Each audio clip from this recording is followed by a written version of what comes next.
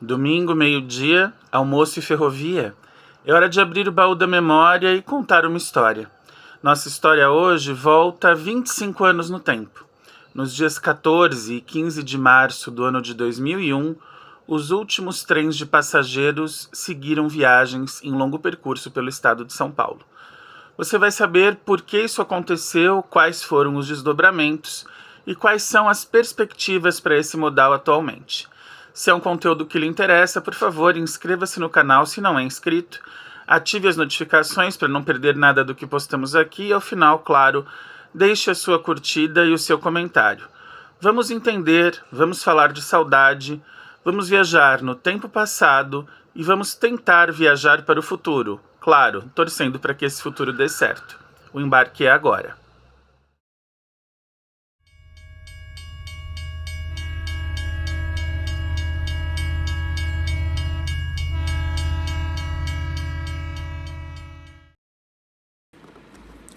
Antes de viajarmos no tempo, um convite mais do que especial.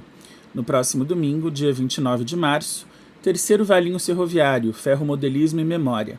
Eu faço parte da organização deste evento, que terá exposição de maquetes, dioramas, lojas de ferromodelismo, praça de alimentação e palestras sobre a cultura ferroviária, que envolvem direito e ferrovia, história, antropologia ferroviária. Teremos live stream, vapor vivo e também meteorologia e ferrovia. Cada palestra dá certificado de participação que vale como hora de estágio, hora de atividade, então você pode usar para o seu curso. E claro, adquirir cultura é sempre bom, encontrar os amigos e falar de ferrovia, algo de que a gente gosta tanto. Eu espero você no Museu Municipal Fotógrafo Haroldo Ângelo Pazinato, a Estação Ferroviária de Valinhos, a partir das 9 da manhã. Chega lá é fácil, fica perto da rodoviária da cidade, é bem no centro. Pergunta pela estação que não tem erro, tem estacionamento e é tudo de graça para você. A gente se encontra então no domingo, lá em Valinhos. Agora sim, vamos ao assunto do vídeo.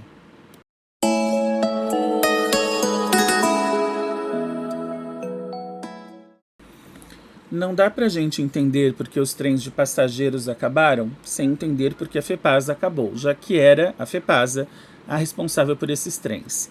Eu não vou me detalhar muito aqui, eu vou deixar fixado na descrição do vídeo o link para uma série sobre a FEPASA. São vídeos feitos há algum tempo, mas são bem elucidativos, contam toda a história da estatal, tem mais de 1h30 de conteúdo. O que interessa aqui é dizer que a FEPASA, nos seus 27 anos, de 1971 a 1998, não investiu em modernização nem em atualizações. Ah, mas a FEPASA tinha dinheiro. Sim, a FEPASA tinha dinheiro para manter o transporte, porém na área de passageiros dentro do que já existia. A única compra, por exemplo, de material rodante, que seriam as locomotivas francesas, ela foi alvo de um grande escândalo. Também deixo no link o documentário que eu fiz sobre isso em 2024. Essas locomotivas das 50 não chegaram a rodar 48, só rodaram 2. E os trens rápidos, que foram um projeto do fim dos anos 80, na verdade era uma repaginação do que já existia. Então não foi algo efetivamente novo e também não chegou a durar muito tempo. Esse projeto dos trens rápidos e diferenciados foi rapidamente extinto. Então qualquer mínima novidade na FEPASA foi, na real, uma espécie aí de voo de galinha. Nos anos 90, a FEPASA já estava no limite das condições operacionais. É muito bonito a gente falar em preservação, os carros Bud, os carros Pullman, mas a gente tem que entender que no transporte, ainda mais no transporte coletivo, que é usado à exaustão, os materiais envelhecem rápido. Nos anos 90, os carros de passageiro Pullman, por exemplo, os Pullman Standard da antiga Paulista, já estavam com mais de 40 anos de uso, e os carros Bud, os 800 e os 1000, os das janelas ovais, com mais de 30, e os Bud 500 com 40 e poucos anos também. Então não dá para a gente achar que este material rodante conseguiria aguentar por muito tempo. Ele poderia ser atualizado, mas para atender a uma demanda real precisavam vir carros de passageiros novos, locomotivas novas. O parque de tração da FEPASA, das elétricas, ele não foi atualizado, eram as mesmas locomotivas herdadas de Paulista e Sorocabana, e das locomotivas a diesel só vieram as U20 nos anos 70. Então não era mais um material rodante que tinha fôlego, digamos assim, para aguentar por muitos anos uma demanda que, se houvesse um investimento, teria crescido. Então já se precisava, desde antes, substituir ou pelo menos acrescentar material. Veja que na bitola larga, a motriz de tração era a locomotiva V8. Estamos falando de uma locomotiva do final dos anos 1930. Só que o governo de São Paulo não queria investir na FEPASA. Ele mantinha a FEPASA, porém, mesmo para manutenção, investia cada vez menos. Horários de trens eram suprimidos, estações eram fechadas, atrasos monstruosos eram frequentes. E no meio disso tudo, estourou ali um escândalo e uma dívida do governo com a União ligada ao Banco Banespa, que era o Banco do Estado de São Paulo, que foi entregue, né, ao governo federal. Ele foi depois privatizado, só que assim, o Banespa não pagava a própria dívida. E para pagar a dívida do Banespa, o governo olhou e falou: eu tenho uma ferrovia ali que está me dando trabalho, eu não quero gastar dinheiro nessa bomba, e portanto a FEPASA ela foi entregue ao governo federal, que privatizou, né, a FEPASA ali no ano de 1998. Portanto, juntou-se a fome com a vontade de comer. E aí aquela história de que a culpa é de quem pegou a ferrovia, fica bem claro que a culpa da destruição e da concessão, e que foi mal feita, eu já falo sobre isso, é totalmente do governo do estado de São Paulo. Em 1996, o governo federal já tocava o processo de privatização da rede ferroviária federal. De olho nisso, então, o governo paulista pensou e concluiu que faria o mesmo com a FEPASA, como eu disse, por conta das outras dívidas, inclusive a do Banespa. Acontece que, para privatizar a ferrovia com algum ganho, com algum ágio, né, para a concessão ser minimamente atrativa, era preciso, digamos assim, pintar a lata de lixo de uma cor diferente para fingir que não estava um lixo. A FEPASA já estava nos estertores, já estava moribunda, mas foi feita uma alteração cosmética. Em 96, com alarde, tocaram bumbo, fizeram inauguração, nova FEPASA. Nova velha FEPASA. Não aconteceu nada de exatamente novo. Carros de passageiros com 30 e tantos anos foram repintados, leia-se os carros Bud 800, 1000, alguns 500 e um Pullman, um carro Pullman restaurante, foram pintados e foram feitos nomes de trens diferentes. Então, Expresso Bandeirante, Expresso Azul, Trem Bandeirante, perdão, né? Expresso Ouro Verde, Estrela do Oeste, nomes bonitos que eram, na verdade, rearranjos do que já estava por ali. Tudo isso era para mostrar o quê? Que os trens estavam felizes, alegres, fortes, que as pessoas gostavam de viajar de trem. E consulte o seu agente de viagens, vem de FEPASA. Se fosse hoje seria hashtag FEPASA e você. Mas assim, foi uma alteração visivelmente até bonitinha, feita meio que a toque de caixa, para embrulhar o presente. Então eles embrulharam, botaram uma embalagem bonita na FEPASA, ela continuava a mesma bomba que já estava há um bom tempo, mas desde o começo deu para perceber que isso não dava certo. Basta dizer que a viagem inaugural desses expressos teve problemas na locomotiva e já aí os horários não foram cumpridos e as bandas que estavam esperando na estação o trem chegar com festa desistiram e foram embora. Quando esses serviços começaram mancos. Então, não havia horários convenientes, porque os trens partiam no meio da tarde para chegar de madrugada. Por exemplo, tinha trem que partia à tarde aqui de São Paulo, não lembro se 3 ou 4 horas. Quem souber, decora os horários, por favor, do Azul, do Expresso Azul, coloca aqui nos comentários. Mas era meio da tarde para chegar de madrugada em São José do Rio Preto, ou no começo da manhã seguinte. Era uma viagem mais demorada do que a de ônibus. Não tinha um horário conveniente, porque a pessoa não conseguia cumprir o dia de trabalho para embarcar. Eram poucos horários por dia, então era um horário matinal e um horário vespertino, quando você tinha ônibus de hora em hora das rodoviárias. Os trens atrasavam, então você sabia mais ou menos a que hora ia embarcar e não sabia a que hora ia chegar. Portanto, os passageiros foram sendo afugentados, eles foram desistindo da ferrovia. A projeção de transporte desses novos expressos, na real nunca se concretizou e nem passou perto disso, porque os números só iam decaindo, tanto que, embora pintados, embora com a logomarca Expresso Azul, Estrela do Oeste, Expresso Ouro Verde, esses trens voltaram ao velho serviço, com poucos horários e passageiros que minguavam nas plataformas. Com toda essa embalagem para inglês ver e viu, a FEPASA foi efetivamente concessionada em 1998, mais precisamente no mês de maio, mas a operação não iria se iniciar no mês seguinte. Haveria um processo de, digamos, familiarização dos novos operadores, trâmites de leis, enfim, e a operação com as concessionárias começaria no dia 1º de janeiro de 1999. Nas linhas da FEPASA, como foi feita essa divisão? Linhas da Paulista, Araraquarense e Sorocabana foram para as mãos da Ferrovia Bandeirante S.A., a Ferroban, e o trecho da Mogiana para a FCA, Ferrovia Centro-Atlântica. Foram as primeiras operadoras.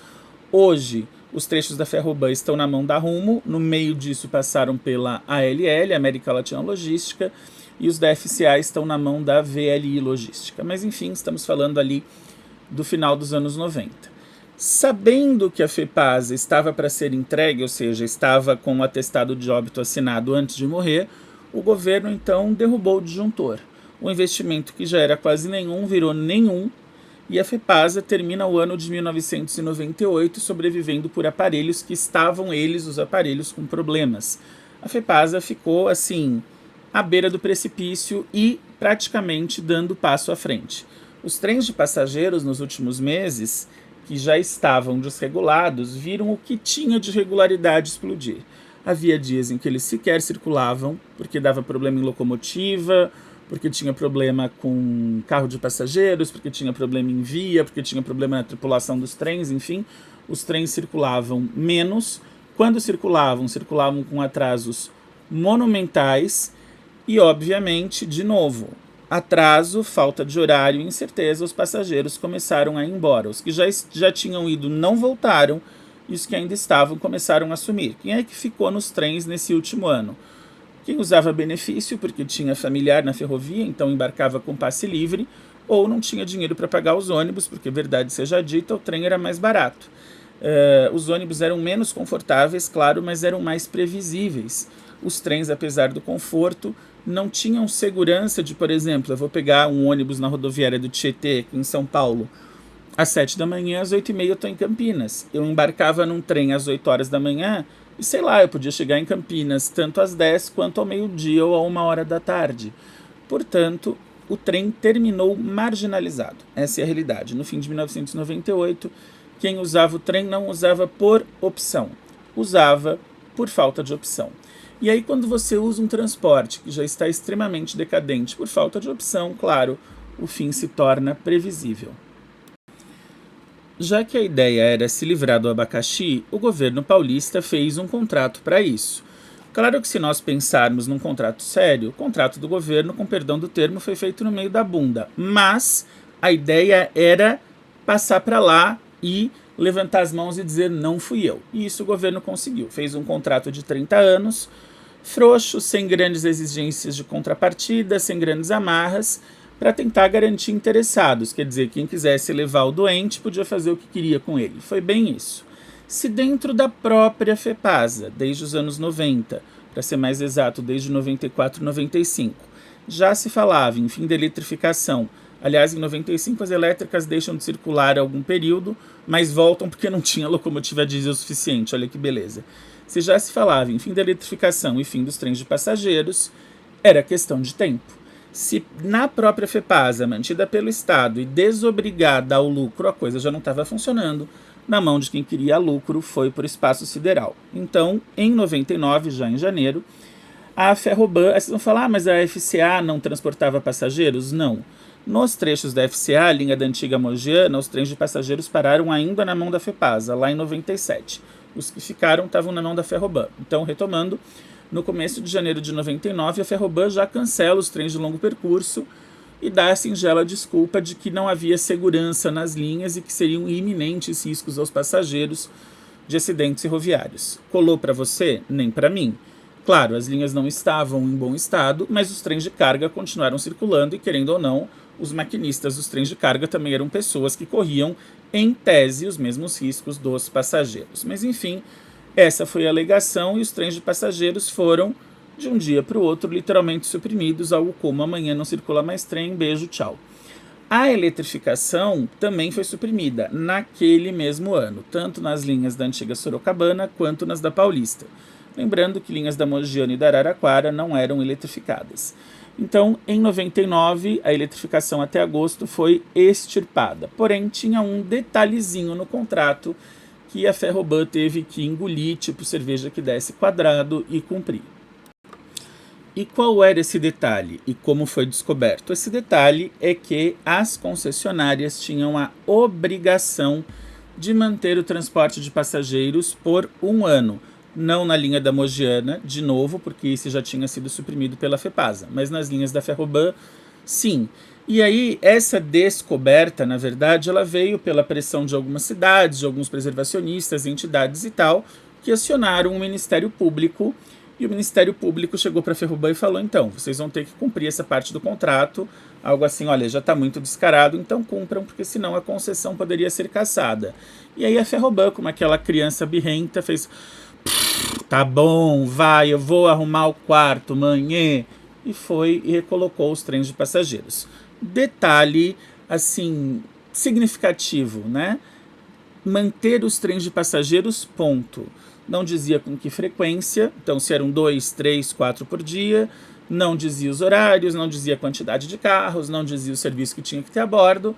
É tipo assim, deixa o trem de passageiros rodando aí. Então, nesse deixa o trem de passageiros rodando aí, a Ferroban fez o seguinte, em agosto de 99, recolocou o trem de passageiros, porém 3 vezes por semana, entre Campinas e Tirapina. Aí em Tirapina, um trem seguia para Bauru e um outro que estava na plataforma partia para Araraquara. E de Araraquara para São José do Rio Preto, o trem continuava na linha da Araraquarense, além da linha Sorocaba a Apiaí. Só que assim, o trem ia num dia, voltava no outro. Então não dava para ir voltar no mesmo dia, o horário não era dos mais convenientes, não era aquele trem que saía cedinho para você chegar a tempo dos seus compromissos, era só para ir arrastando. Seguiram esses trens quase sem passageiros, com pouquíssimos passageiros, porque nem os dias eram fixos, eram meio que anunciados em cima da hora, e depois passaram a ser trens apenas aos sábados e domingos, e durante a semana a linha priorizada para carga, só que não havia nenhuma divulgação sequer como serviço turístico, e não havia a bordo dos trens nenhum tipo de serviço também. Então, se nos trens da FEPASA você tinha mais ou menos ali um carro-bagagem, porque não era em todos, mas você tinha carro-restaurante, cabineiros em todos os carros, enfim, pessoas que cuidavam do trem, chefe de trem. Na Ferroban você tinha um tripulante que embarcava, você tinha um maquinista na locomotiva e um que embarcava nos carros de passageiros para vender a passagem, para pegar os bilhetes, porque não tinha mais ninguém nas estações. As estações já tinham sido desativadas, então elas serviam como ponto de parada e passagem, mas você não tinha um bilheteiro, você não tinha um despacho de bagagens, nada disso. O trem encostava na estação, você estava esperando o trem, embarcava lá dentro, pagava, lá dentro recebia o seu bilhete, quando chegava em outra cidade descia, e às vezes nem dentro das estações mais os trens paravam, eles paravam perto e você descia na própria linha. Então foi um serviço literalmente empurrado com a barriga até quando deu. E quando deu? Obviamente, quando esse prazo de um ano venceu. No início de 2001, a Ferroban já tinha cumprido um ano de serviços de passageiros, entre aspas, ininterruptos, mesmo que 2 vezes por semana aconteciam. Portanto, não havia mais obrigação contratual de mantê-los e, mais do que depressa, sem obrigação, a Ferroban derrubou o disjuntor e pararam os trens de passageiros. Anunciou-se, aí sim, as últimas partidas para o dia 14 de março de 2001, uma quarta-feira. Um dia de semana muito conveniente, inclusive, para você fazer um passeio de trem. Da estação de Campinas, partiram 2 carros Budimil, tracionados por uma locomotiva G12, a 7056. Esta locomotiva G12 estava nas cores da FEPASA ainda. Esse trem partiu de Campinas e no próprio dia 14 chegou a Itirapina. E de Itirapina já havia um trem alinhado, esse com um Budimil e um Bud 500, que seguiria rumo a Araraquara e depois São José do Rio Preto, assim como partiu ali o último trem de Sorocaba até Apiaí e a Ferroban deu termo àquela obrigação. Aqui vale falar de uma pequena polêmica, afinal, os últimos trens circularam no dia 14 ou no dia 15. Depende. Se você considerar a data de partida, de fato, a data de partida dos últimos trens foi 14 de março de 2001, uma quarta-feira. Porque foi na quarta que partiu o trem de Campinas. Este trem de Campinas chega a Itirapina e o trem parte de Itirapina para Bauru e chega a Bauru no dia 14. Assim como o trem de Sorocaba a Apiaí faz a viagem, cumpre o trecho dia 14 mesmo. Porém, o trem que partiu de Itirapina para Araraquara e São José do Rio Preto não completou a viagem dia 14. Dia 14, esse trem atingiu Araraquara. No dia seguinte, dia 15, aí sim ele partiu de Araraquara e ligou Araraquara a São José do Rio Preto. Ou seja, a data da última partida ou das últimas partidas, das partidas originais, dia 14. A data da última chegada e aí sim a parada total do último trem em São José do Rio Preto, dia 15. Estes trens foram recolhidos e aí para nunca mais, né, acabou, boa sorte, não tem mais jeito. Inclusive tem vídeos na internet sobre isso do Ângelo de Jaú ou do próprio Vanderlei Zago, que mostram essas pessoas descendo no meio da linha. Os trens não entraram nas estações, como eu disse, elas já estavam desativadas, e os trens foram encostados em pátios.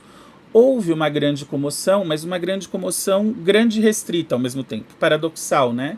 Mas eu explico, grande entre os entusiastas, entre quem gostava de ferrovia, alguns familiares de ferroviários que sabiam o que estava acontecendo e foram para essa última viagem. Levaram filhos, levaram netos, amigos, enfim.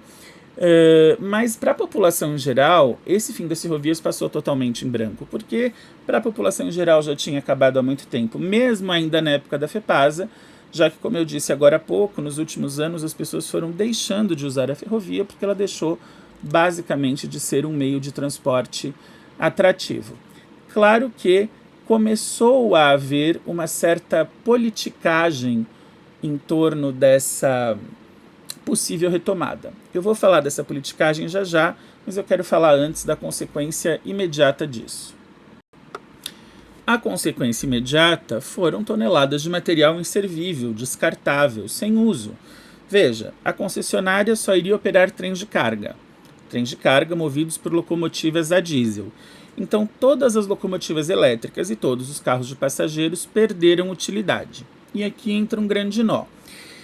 A companhia que estava na concessão deveria conservar o material rodante, porque está no contrato de concessão que, ao fim deste, não havendo renovação, o material rodante deveria ser devolvido ao governo. Ou seja, as locomotivas elétricas não poderiam ter sido destruídas como foram, e a maioria dos carros de passageiros também não poderiam ter sido destruídos como foram.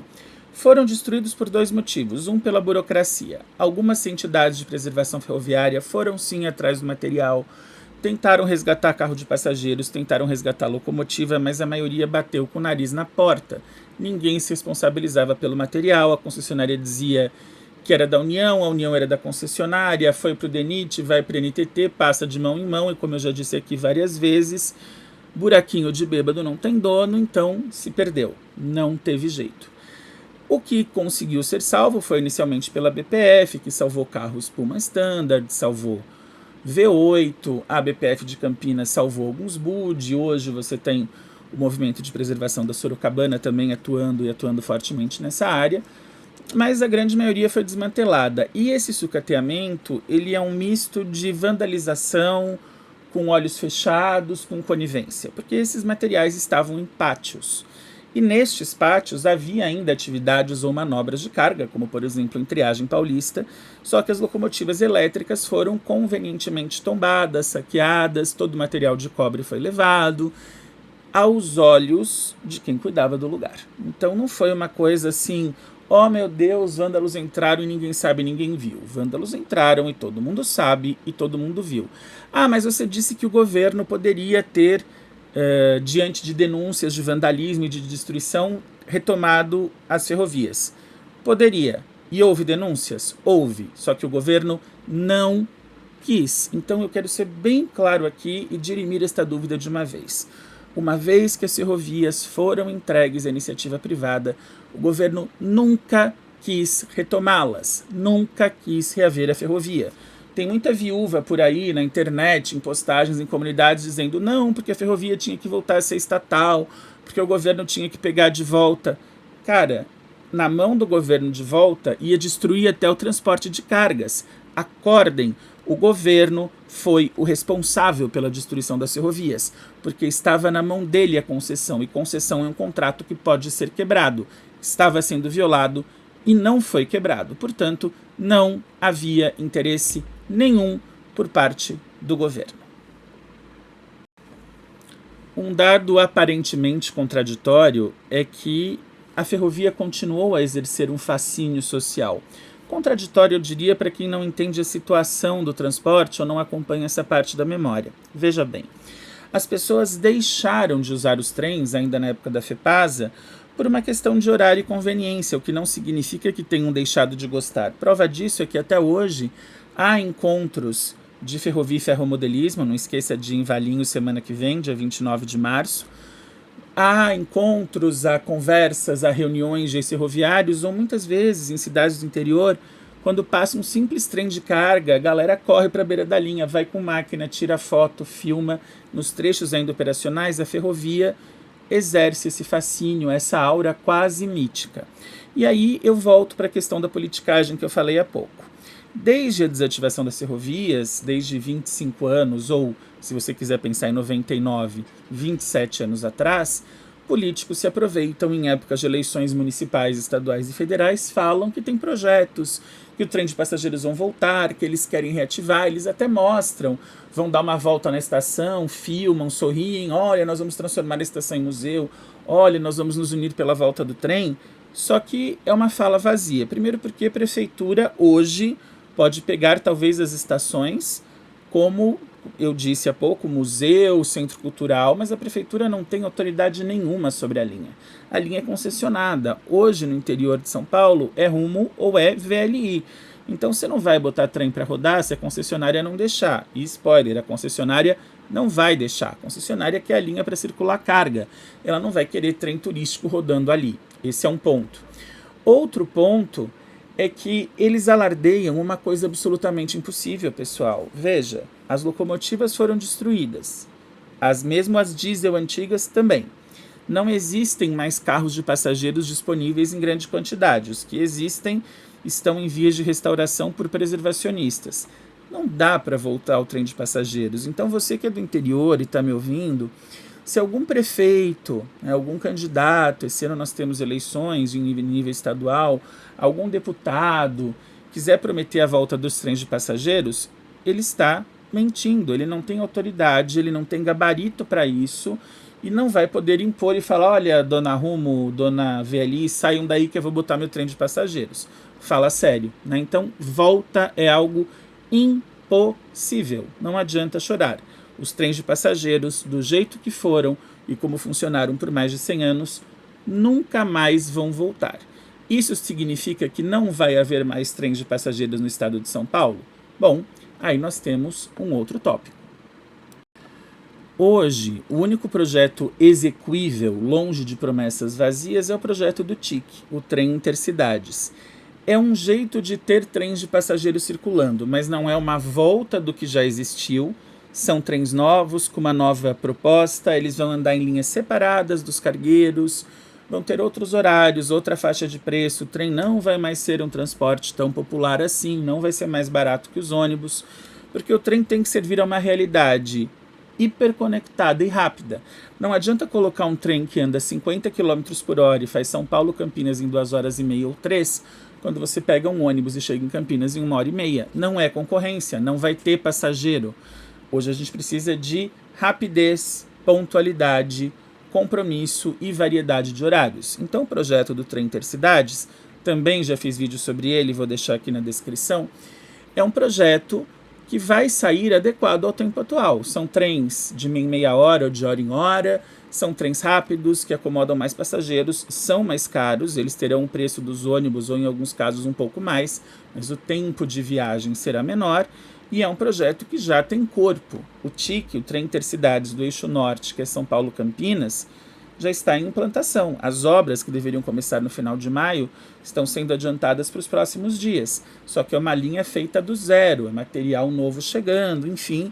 Então, o início da circulação do TIC São Paulo-Campinas é 2029, do Parador e do Rápido 2030 ou 31. O eixo oeste, que é São Paulo-Sorocaba, já teve seus estudos de viabilidade concluídos, deve ser concessionado ainda em 2026, e há os estudos de viabilidade do eixo sul, que é São Paulo-Santos, e oeste, que é São Paulo-São José dos Campos. O que nós temos aqui é o deslocamento da megalópole do centro de São Paulo para grandes cidades do interior. Fora isso, não existem projetos concretos para ter um trem, por exemplo, de Marília a Panorama, ou de Bauru a Tupã, ou de Araraquara a Matão. Não existe, gente. Não existe projeto para trens de passageiros em linhas pequenas, em cidades com menos habitantes, porque não se sustentaria essa ligação.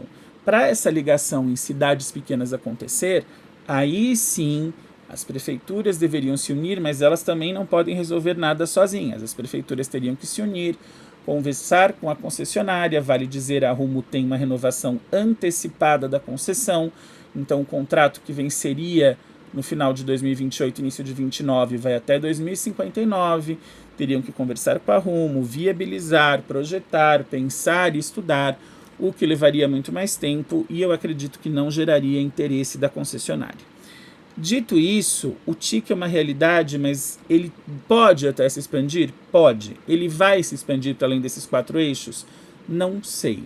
Quem disser que não, o trem vai chegar de novo a Bauru, o trem vai chegar de novo a Itanhaém, projetos e ideias. Algo concreto? Por enquanto nada. Outra coisa, modelo para esses novos negócios ferroviários é PPP, parceria público-privada.